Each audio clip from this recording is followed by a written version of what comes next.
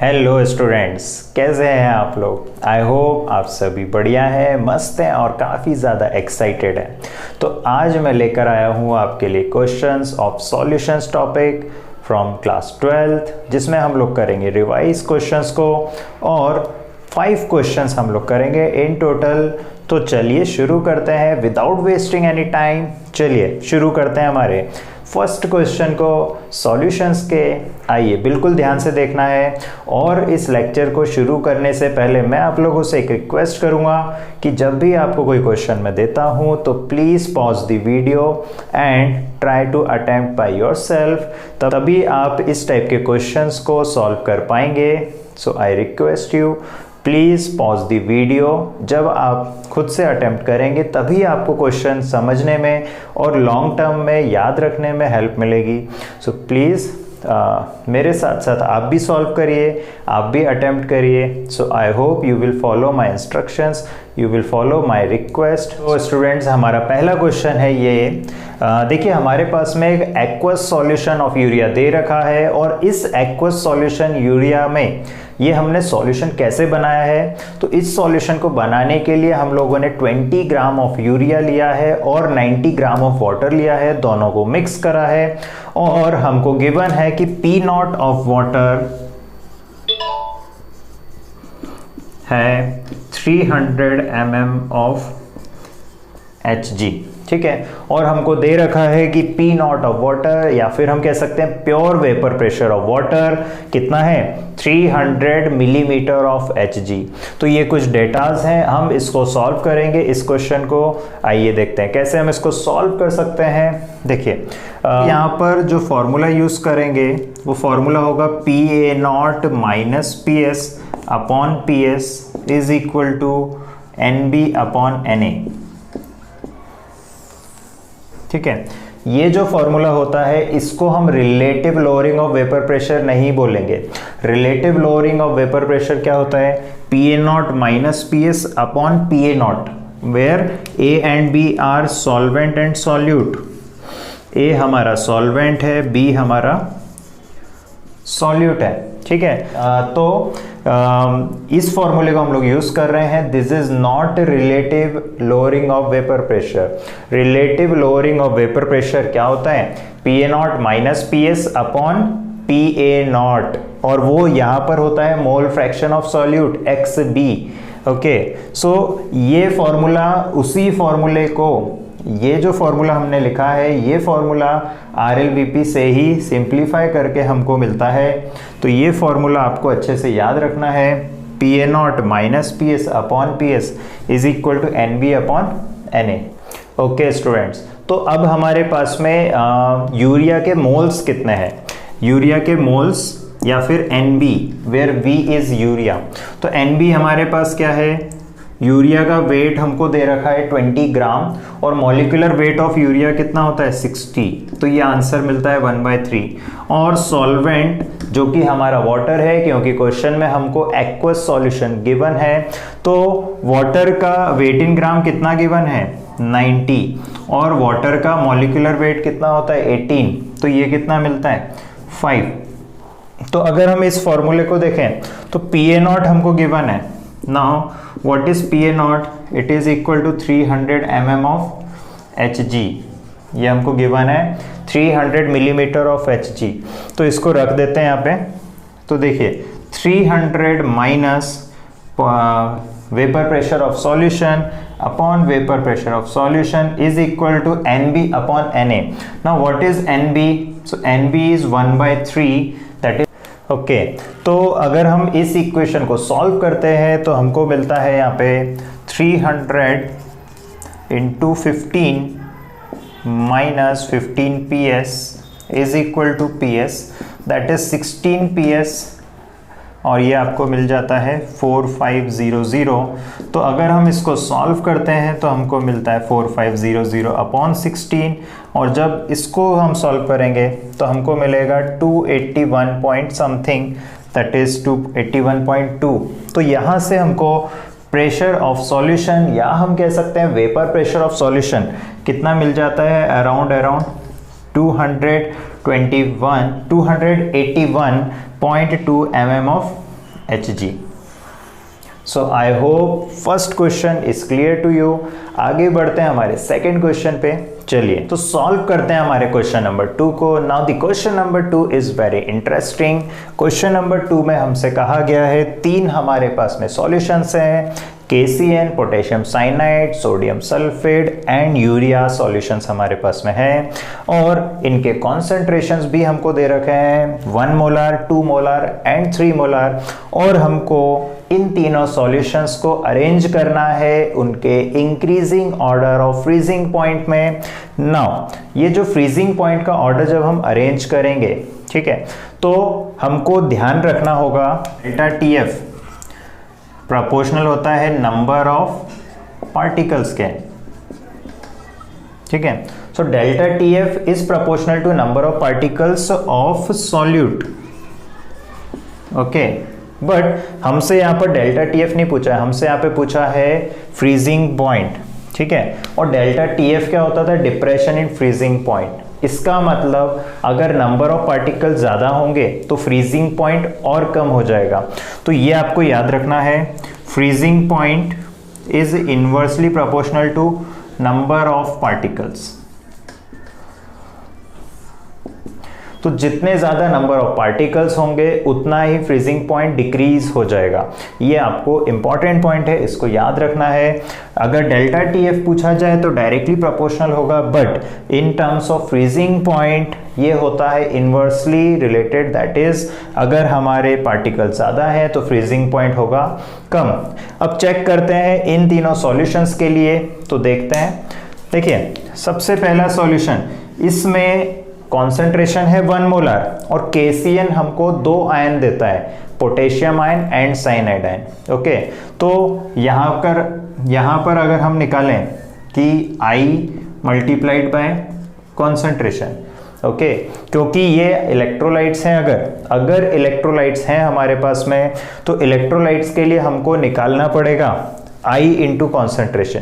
तो यहां पर अगर देखें तो I कितना है for potassium cyanide 2 and concentration कितना है 1, तो ये आ गया।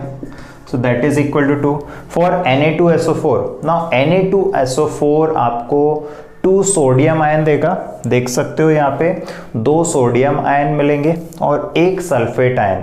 तो I इसका हो जाएगा 3 because 2 cations and 1 anions. I हो जाएगा हमारा 3, तो 3 इंटू कॉन्सेंट्रेशन इज 2, तो ये आ जाता है आपका 6, ओके। नाउ अगर हम यूरिया को देखें तो यूरिया एक नॉन इलेक्ट्रोलाइट है, तो नॉन इलेक्ट्रोलाइट्स के लिए वैन डॉर्फ फैक्टर होता है 1, तो यूरिया के लिए वैन डॉर्फ फैक्टर कितना हो गया 1 इंटू कॉन्सेंट्रेशन कितना है इसका 3, ओके। तो हमने कहा था नंबर ऑफ पार्टिकल जिसके सबसे ज्यादा होंगे उसका फ्रीजिंग पॉइंट सबसे कम होगा। तो यहां पर अगर हम देखें तो ये जो I इंटू कॉन्सेंट्रेशन का वैल्यू है ये मैक्सिमम किसके लिए आ रहा है? ये आ रहा है फॉर Na2SO4। तो इसका I इंटू कॉन्सेंट्रेशन वैल्यू सबसे ज्यादा है, इसका फ्रीजिंग पॉइंट सबसे कम होगा। तो अगर हम देखें तो Na2SO4 सॉल्यूशन का फ्रीजिंग पॉइंट सबसे कम, और लीस्ट नंबर ऑफ पार्टिकल्स किसके आ रहे हैं? वो आ रहे हैं पोटेशियम साइनाइड सॉल्यूशन के। तो मैक्सिमम किसका हो जाएगा? KCN का, और बाकी जो बचता है वो आपका यूरिया। तो ये जो तीनों सॉल्यूशंस थे हमारे पास में, ये इनका फ्रीजिंग पॉइंट का ऑर्डर आ जाएगा। So this is all about question number 2। आगे बढ़ते हैं क्वेश्चन नंबर 3 के लिए, देखते हैं। आगे बढ़ते हैं हमारे क्वेश्चन नंबर 3 की तरफ। नाउ क्वेश्चन नंबर 3 हमसे क्या पूछ रहा है? सो क्वेश्चन नंबर 3 में हमको एक सॉल्यूशन दे रखा है, एक आइडियल सॉल्यूशन दे रखा है, और जब आइडियल सॉल्यूशन है तो हमको पता है हम यहाँ पे Raoult's law of vapour pressure लगा सकते हैं।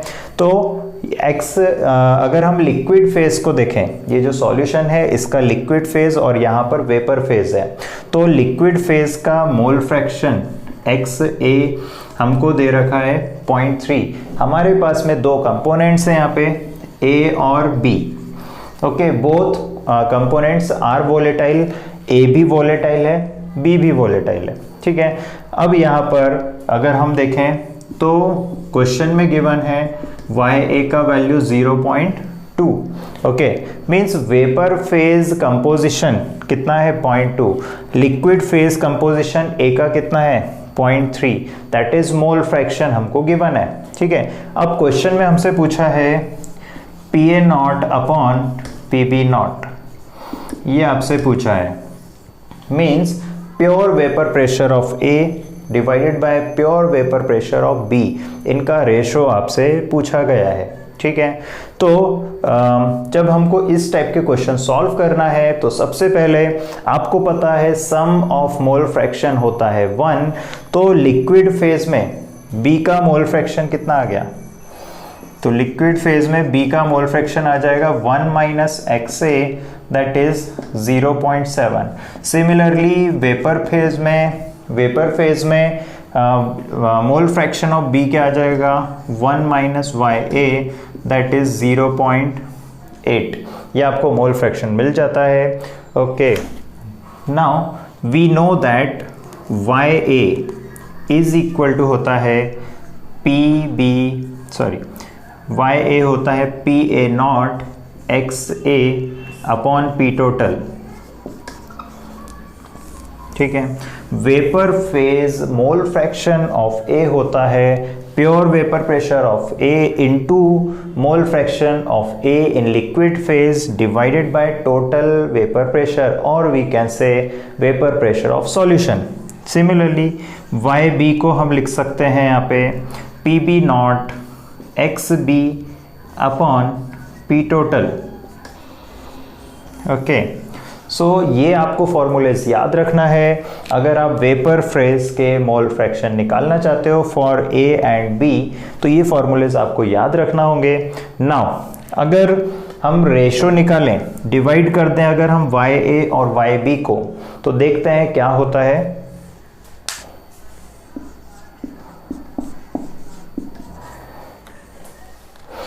ओके, तो चेक करते हैं YA अपॉन YB क्या होगा। यहाँ पे देख सकते हो YA आपका हो रहा है PA not XA divided by P total whole upon PB naught XB divided by P total. ये हमको इधर से अगर हम यहाँ से अगर हम वैल्यूज रख दें तो YA और YB का रेशो हमको ये मिल जाता है। Now as we can see total pressure यहाँ पर कैंसिल हो जाएगा, तो ये रिलेशन आपको मिलता है PA not upon PB not into XA upon XB and YA upon YB, ये हमको यहाँ पे रेशो मिलता है। ठीक है, now YA and YB, so YA and YB हमको पता है YA हमारा था 0.2, सो 0.2, YB हमारा है 0.8, that is 0.8, PA not upon PB not जो कि हमको रिक्वायर्ड रेशो है जो कैलकुलेट करना था, and XA upon XB। Now what is XB? XB आपको गिवन है 0.7, सो XA आपका आ जाता है 0.3। ओके, तो यहाँ से अगर हम सॉल्व करेंगे तो इसके आगे इसको सॉल्व करते हैं ना, 0.2 एंड 0.8, तो ये कैंसिल होके हो जाएगा 1/4 and PA not upon PB not ये आपका एज इट इज और 3/7 हो जाएगा। इसको जब हम सॉल्व करेंगे तो हमको मिल जाएगा 7/12, that is PA not upon PB not, और यही हमारा रिक्वायर्ड आंसर है जो कि क्वेश्चन में पूछा था। सो रेशो आता है 7/12। I hope this question is clear to you. Now moving on to the next question. Next question is हमारे पास में एक सॉल्यूशन है जिसको हम बना रहे हैं यूरिया एंड वाटर से। यूरिया और वाटर को हम मिक्स कर रहे हैं और हमको मिल रहा है हमारा फाइनल सॉल्यूशन। नाउ ये जो सॉल्यूशन जब बन रहा है तो यहाँ पर हमने यूरिया कितना लिया है, यूरिया हमने लिया है 30 ग्राम।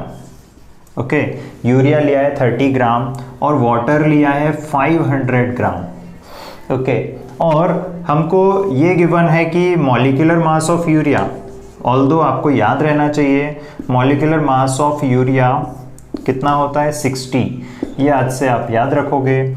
और हमको ये भी गिवन है कि Kb, ना Kb ऑफ वाटर या सॉल्वेंट का गिवन है 0.52, जिसको हम एब्यूलियोस्कोपिक कांस्टेंट भी बोलते हैं या फिर मोलार एलिवेशन कांस्टेंट बोलते हैं।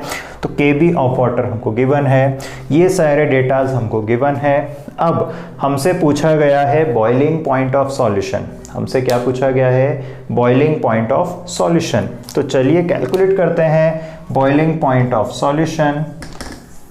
नाउ हमको पता है डेल्टा TB होता है I times Kb into molality.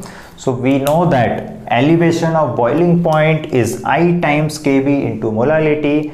और यूरिया हमारा एक नॉन इलेक्ट्रोलाइट है, so for non electrolytes I का वैल्यू होता है 1, so I equal to 1 for urea and Kb हमको गिवन है 0.52। मोलालिटी चेक कर लेते हैं ना, मोलालिटी होता है moles of solute upon weight of solvent in kilogram.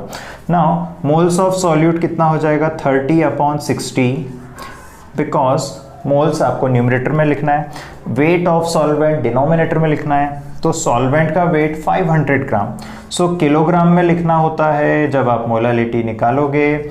सो अगर आप किलोग्राम में कन्वर्ट करना चाहते हो तो 500 को डिवाइड करोगे 1000 से, ये आपको मिलता है 1/2 एंड डिनोमिनेटर भी आपको मिलता है 1/2। तो यहाँ से मोलालिटी कितना आ जाता है 1। ओके, नाउ इस फॉर्मूले में ये सारे वैल्यूज रख देते हैं। So delta TB, now what is delta TB, I is 1, Kb, what is Kb, Kb is 0.52 and what is molality, that is 1, तो आपको मिल जाता है 0.52।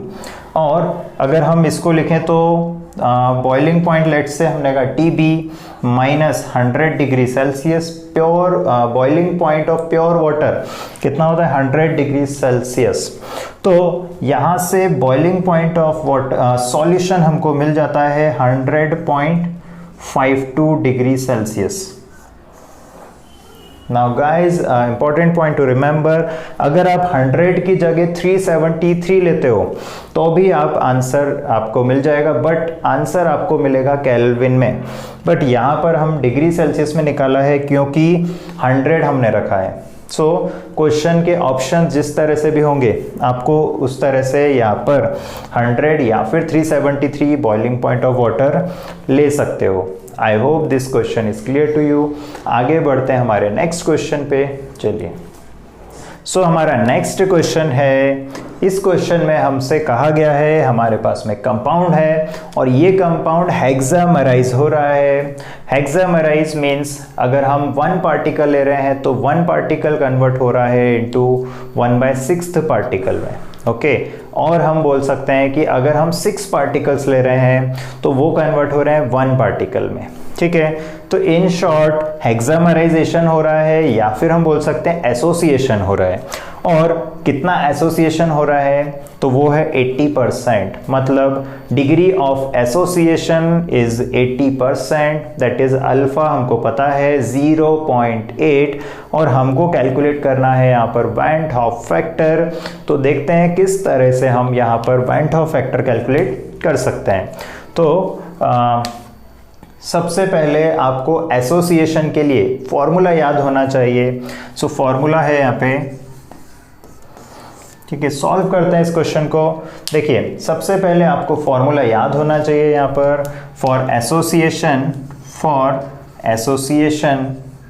एसोसिएशन के लिए वैन हॉफ फैक्टर क्या होता है 1 + 1/n - 1 into alpha. Now this formula is important. Now we have to calculate Van Hoff factor, that is I. Alpha हमको गिवन है 0.8 और n का value. Now since we are having hexamerization, तो hexamerization के लिए n क्या हो जाएगा 6। ओके, तो यहाँ पर रख देते हैं वैल्यूज। सो 1 + 1/6 - 1 इंटू 0.8। अगर हम इसको सॉल्व करें तो ये हो जाएगा -5/6 इंटू 0.8 एंड 0.85 सा आपका कितना हो जाएगा 4, सो 4/6 मीन्स 2/3 और ये आपको मिल जाएगा 1/3। सो दैट इज आपको I का वैल्यू मिल जाता है यहाँ पर 1/3 जिसको आप बोल सकते हो 0.33। Now one more point two remember, जब भी आप एसोसिएशन देखोगे I का वैल्यू होगा लेस देन 1, तो देख सकते हैं हम लोग I का वैल्यू यहाँ पर लेस देन 1 मिल रहा है, दैट इज 0.33। सो आगे बढ़ते हैं हमारे नेक्स्ट क्वेश्चन के लिए, आइए। So next question is last question, that is question number 5. Now question number 5 में हमारे पास में एक ग्राफ दे रखा है हमको। इस ग्राफ में हमको y एक्सिस है बॉइलिंग पॉइंट का और x एक्सिस है कंपोजिशन का। नाउ ये जो a पॉइंट है, a point TA0 means pure boiling point of pure a, मतलब जब x a का कंपोजिशन कितना होगा 100% और x से अगर 100% है तो यहाँ पर हम बोल सकते हैं x b कितना होगा 0%। और अगर हम इस डायरेक्शन में बढ़ते हैं तो a का कंपोजिशन डिक्रीज हो रहा है और a का कंपोजिशन यहाँ पर हो गया 0 एंड b का कंपोजिशन हो जाएगा 100%। और जब सॉल्यूशन में सिर्फ b होगा means 100% b, at that time जो भी बॉइलिंग पॉइंट आ रहा है वो किसका होगा b का, दैट इज TB0। और इनके बीच में जितने भी ये बॉइलिंग पॉइंट्स हमको दिख रहे हैं ये सभी क्या होंगे boiling point of solution. Now ये जो ग्राफ होता है, अगर इस टाइप का आपको कोई ग्राफ दिख रहा है जहाँ पर इस टाइप से एक जंक्शन पॉइंट Z मिल रहा है, तो ये जो Z पॉइंट होता है ये होता है एजियोट्रॉपिक। इस Z पॉइंट पर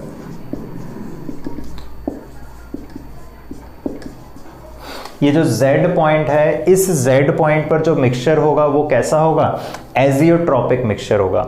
एजियोट्रॉपिक मिक्सचर का मतलब कंपोजिशन जो है आपका वो लिक्विड और वेपर फेज का सेम होगा।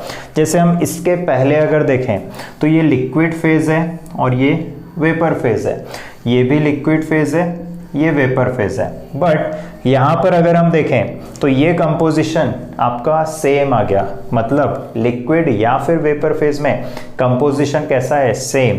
और ये जो पॉइंट होता है ये हमको बताता है कि हमारा मिक्सचर कैसा है एजियोट्रॉपिक मिक्सचर। ओके, नाउ हमसे क्वेश्चन पूछा गया है कि correct option for Z point, हमको Z पॉइंट पर करेक्ट ऑप्शन बताना है। ठीक है, तो देखते हैं कौन कौन से यहाँ पर ऑप्शंस हैं और चेक करते हैं। सबसे पहला, composition of distillate is same as mixture. Okay, now अगर हम डिस्टिलेशन करें इस एजियोट्रॉपिक में, मतलब अगर हम Z के रिस्पेक्ट में देख रहे हैं तो अगर हम डिस्टिलेशन करेंगे तो क्या होगा, वेपर फेज का कंपोजिशन और लिक्विड फेज का कंपोजिशन क्या मिलेगा हमको सेम। तो अगर हम उसका डिस्टिलेट बनाएंगे तो कंपोजिशन क्या रहेगा सेम। ओके, तो फर्स्ट पॉइंट हमारा करेक्ट आ जाता है। तो first point is correct because अगर हम एजियोट्रॉपिक मिक्सचर को जब भी देखते हैं तो एजियोट्रॉपिक मिक्सचर्स के लिए याद रखिए कि इनको हम सिंपल डिस्टिलेशन से सेपरेट नहीं कर पाएंगे। मतलब A और B का अगर एजियोट्रॉपिक मिक्सचर बन रहा है तो इसको हम सिंपल डिस्टिलेशन से सेपरेट नहीं कर पाएंगे। ना अगर हम सेकेंड ऑप्शन को देखें तो सेकेंड ऑप्शन हमसे क्या पूछ रहा है, boiling point at Z changes. Okay, तो Z पर हमारा बॉइलिंग पॉइंट चेंज होगा क्या, तो एजियोट्रॉपिक मिक्सचर्स को हम लोग बोलते हैं कांस्टेंट बॉइलिंग मिक्सचर्स। ओके, तो एजियोट्रॉपिक मिक्सचर्स इसको हम कांस्टेंट बॉइलिंग मिक्सचर भी बोलते हैं। ओके, तो अगर हम Z को देखें तो इसका बॉइलिंग पॉइंट चेंज नहीं होता है, तो सेकेंड पॉइंट हमारा क्या हो गया wrong. Why, because azeotropic mixtures are constant boiling mixtures. तो सेकेंड पॉइंट हमारा होता है यहाँ पे रॉन्ग। नाउ थर्ड पॉइंट देखते हैं, तो composition of an azeotrope do not change with external pressure. Okay, तो कंपोजिशन अगर हम एजियोट्रॉपिक मिक्सचर को देखते हैं तो इसका कंपोजिशन चेंज होता है with external pressure. So during the distillation अगर हम कंपोजिशन एक्सटर्नल प्रेशर को चेंज करेंगे तो यहाँ पर कंपोजिशन चेंज हो जाती है। तो third point is again wrong, okay, because यहाँ पर क्या बोला जा रहा है कि ये चेंज नहीं होता है, बट इन प्रैक्टिकल ये चेंज हो जाता है, ठीक है।